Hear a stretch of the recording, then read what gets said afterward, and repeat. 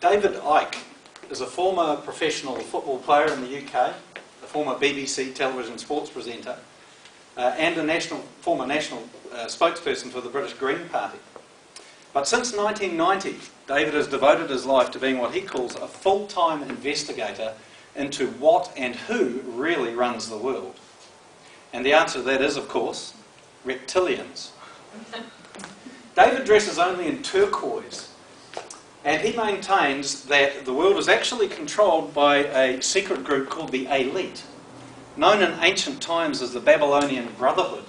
This group of reptilian humanoids, a number of people, famous people in our society today, have actually descended from this group of reptilian humanoids, including George W. Bush, Queen Elizabeth II, and rather worryingly at the moment, Hillary Rodham Clinton.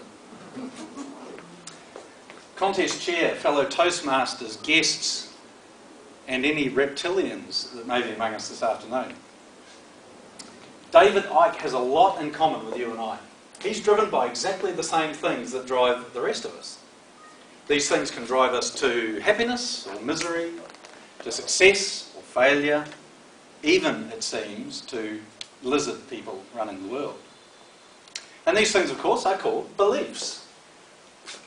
And so over the next few minutes, we'll just spend a little bit of time coming to understand these mysterious things a little better. So what are beliefs? Well, they're nothing but opinions, really. And our first insight into them comes from an Australian friend of mine who once told me, and I quote, "Opinions are like armpits, mate. Everyone's got them and most of them stink." Unquote. Now, I used to resist this idea. In fact, at one stage, I even maintained that beliefs were the answer to all of my prayers. Whatever the mind of man can conceive, he can achieve, says the self-help industry. But I'd be a bit careful with that one. Because if I step off the roof of this building because I believe I can fly, then I suspect I'm still going to come to grief no matter how many times I've affirmed that belief in front of the mirror. Now, there's no doubt, however, that there are expressing certain beliefs can be very, very useful. For example, I believe the contest judges here today to be some of the most intelligent, insightful, and good-looking people that I've ever seen. Of course, beliefs can change. Now, some beliefs have been very widely accepted before they've been proven to be complete nonsense. At one stage, we actually believed that smoking was good for you, as evidenced here by these real advertisements.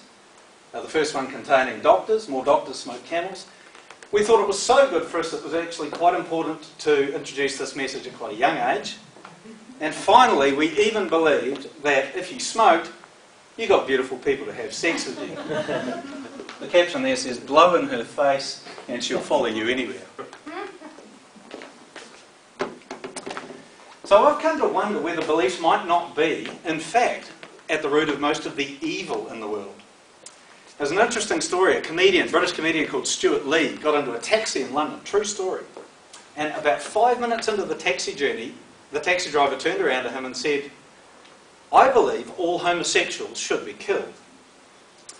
Now, this is a rather bold conversation opener, I think you'll agree. Stuart asked the taxi driver, "Why do you think that way?" And there was a pause. So the taxi driver had obviously never ever been queried on his proposition before, so he actually, for the first time, had to justify it. And his answer was he thought it was immoral behaviour.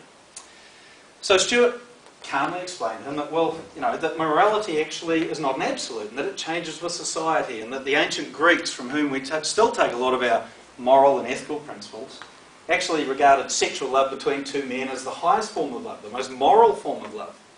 And so Stuart gently suggested to the taxi driver that basing his argument on morality, therefore, might not be the most solid cornerstone on which to base his argument on the issue. To which the taxi driver replied, "Well, you can prove anything with facts, can't you?" Never let the truth get in the way of a good story. Now, finally, speaking of good stories, brings me to the large number of people who believe they've been abducted and examined by aliens. Now, fortunately, there's quite a bit of literature on these cases. We know very consistently, we know that the alien examinations are always done against the will of the victim. We know that the alien in charge is always somewhat taller than the others. They're always wearing a one-piece bodysuit, but they never, interestingly, they never wear surgical gloves during the examination. And finally, of course, sadly, the examinations always focus on sex, and they're always far more interested in the lower section of the abdomen than the upper one. Now, there's always been two things about alien abductions that have really bothered me. Firstly, why is it that they always wear one-piece lycra bodysuits? I mean, have they banned all fashion on their advanced planets? And secondly, if they are so advanced that they can travel vast distances across the universe and remain completely undetected by our advanced technology, why is it that the first thing they want to do is look up our bottoms without gloves on? And apparently without so much as a "excuse me, earthling." Now, ladies and gentlemen, my study into the strange world of human beliefs leads me to three main conclusions. Firstly, we'll believe pretty much what we want to believe. Secondly, most of what we believe will probably, almost certainly, be ridiculed at some point in the future. And thirdly, and most importantly, the person sitting next to you here this afternoon may just be a reptilian. Contest chair.